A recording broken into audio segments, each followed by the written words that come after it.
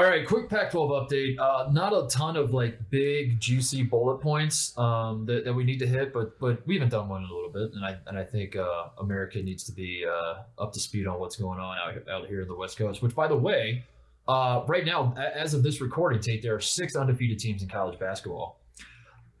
5 of them are west of the Mississippi River, and the 6th is LSU, which is on the Mississippi River. That's on the river, yeah. It's on the river. It's basically, we could lift the river up and just move it a mile to the east, and now it's all 6. But so the West Coast is very healthy right now. Colorado State. I wanted to shout out Colorado State first out of the gate. Undefeated Colorado State they're one of the 5 teams west of the Mississippi undefeated. They lead the country in field goal percentage at 53%. Tate. They are second in 3-point field goal percentage at 43% behind South Dakota State, and they are second in free throw percentage at 81%. So if you're a guy like me who likes to see teams that make shots, this is the team for you. This team is undefeated. They were supposed to play Alabama. When was that game? That was going to be today. Was that today? That was going to be today, Tuesday. Yeah. It was, yeah. It was supposed to be today.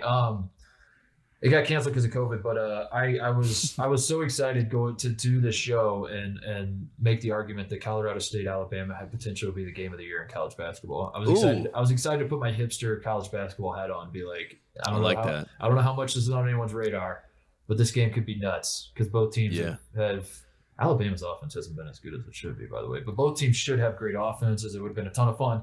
Anyway, Colorado State is undefeated, so shout out to them. Moving on. Oh, I should have started with this. I don't know why I didn't. North Carolina State got their penalties from the NCAA. IARP. The AARP. That's another thing that I swear I'm done with is talking about all the FBI stuff. And and then it comes back. It always finds a way to come back. So North Carolina State, basically the big news is that North Carolina State will not get a postseason ban like Oklahoma State did. But so that's good news, I guess. The bad news, Tate, is that Mark Gottfried was given a 1-year show cause by the NCAA. Which now means that Mark Gottfried could be fired from Cal State Northridge for cause. They could just fire him now and not have to pay him, and they can just wipe their hands of it all and be on their way. And I don't love that. We like Mark Gottfried having the asterisk. We protect the asterisk is what I say. Do not fire this man. Keep him around. Yes. Keep doing your internal investigation. Don't let the IRA double C. Don't let them get to you. IARP. IARP. Yeah. IARP. Who cares what they have to say? Do your own internal investigation, where Mark Gottfried is the only source of that investigation. Yes. And then come to your own conclusion, Cal State Northridge. But Mark Gottfried is now actually in jeopardy of being fired because they could fire him and not have to pay him a dime. And I guess not a dime back. Not a dime back. I mean that was huge news, and I was in North Carolina, and a lot of State fans were very excited. Again, they were sure that the NCAA, who loves North Carolina so much and lets them get off easy, was going to bring the hammer down on them because everyone wants to attack NC State. So it was nice to see all the State fans, and then the best part about it was all the State fans after the fact, they were like, "We've had a cloud hanging over our recruiting for the past however many years. I can't believe that." And you're like, "Oh yeah, you guys sound like what we were saying." Not that long ago. They were also very upset when Carolina got off free. They were saying that this was immoral, but when they got off free, they were like, finally, some justice, some freedom. But if you're Oklahoma State, you have to hate the IARP because the IARP obviously is the way to go. And the independent, they had all the documents. They had text messages that were like, I am coming down with a check for $40,000 to give to this trainer, to give to Dennis Smith. Like, they had it all written out. Like, it was direct, like, this money was transferred from this account. Mark Gottfried flew on a helicopter to Dennis Smith's house. You know what I mean? It was like, this literally was like all mapped out, like how this whole thing went. It was like they had like the trail of calls. They're like, he called him 8 times to tell him that and yet somehow at the end of all that, you're just like, hey, look, $5,000 fine, 1 scholarship loss. Really, the only big hit that you get here is the assistant coach gets 7-year show calls, and Gottfied gets 1-year show calls. So, like, they're the only ones that are affected. I'm happy because, as you know, I love Junior Smith. That's what I call Dennis Smith Jr.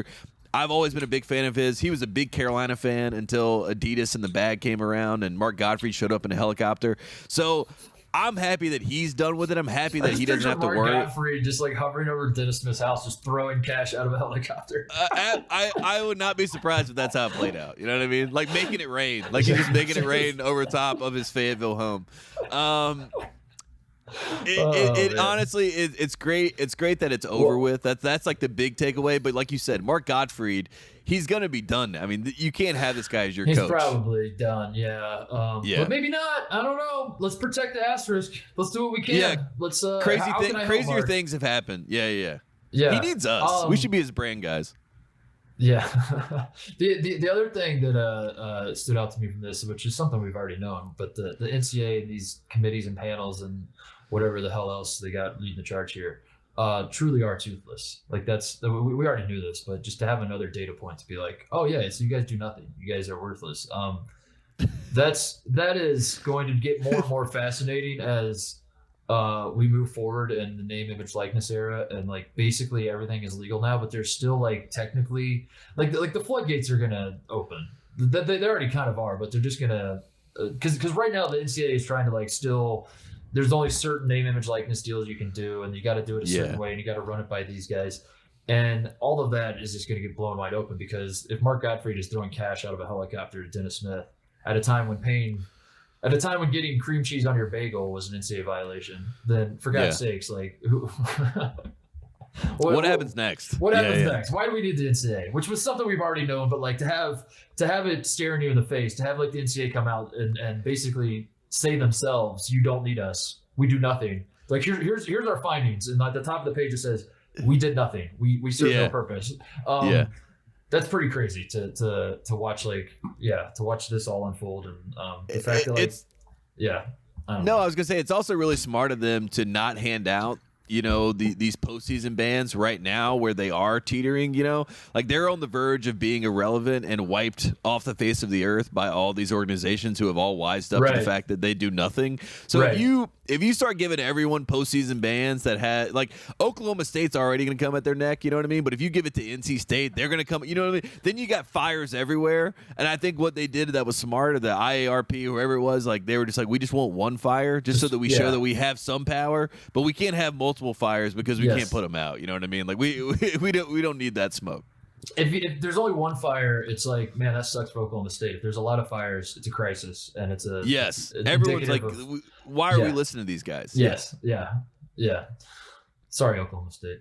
I know. Moving on to the Pac-12 update, I want to shout out UC Davis, who is 4-0 since losing to Academy of Art University, but you won't hear the mainstream media talk about that. Everyone's piled on when they lost to the Academy of Art, but they're on a 4-game winning streak. Academy of Art is also 4-0 since then.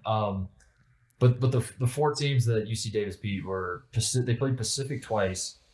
They played an NAIA team, and then they beat Oregon State. So Oregon State is very bad. Oregon State and Iowa State just like stepped into like some like identity switching chamber and just stepped out, and they adopted each other's identity. They had a Freaky Friday situation, I think. Yeah, Oregon State, I still wouldn't be shocked if Oregon State won the Pac-12 tournament and went to the actual tournament again. Oregon State, what are they, 1-10 right now? They went to the Elite Eight last year and they're 1-10. Meanwhile, Iowa State is undefeated and was 2-22 last year. Yeah, like what? Like what is that? Yeah. But Academy of Art is they play at San Francisco next Tuesday. That's we've had this circled on our calendars forever. But I got this leads me to the next Pac-12 update, which is that San Francisco lost at Grand Canyon. So the dream season, the dream scenario, I should say, of Academy of Art handing San Francisco USF their first loss is off the table because Grand Canyon beat the Dons on Saturday. But then USF turned around and beat Arizona State the very next day. Isn't that insane that they played back-to-back games? Like that wasn't even a college like situation. They scheduled it that way. They're like, we want to play back to back. That's what we're trying to do. We're an NBA team. So Transitive Property says that Grand Canyon is better than Arizona State, right? So like, I think that's what it means. Yeah. Yeah, that's good news. I mean, Grand Canyon's the second best team in Arizona. I think that's where you have to. That's the only thing that cool. I think Congratulations, Coach Drew.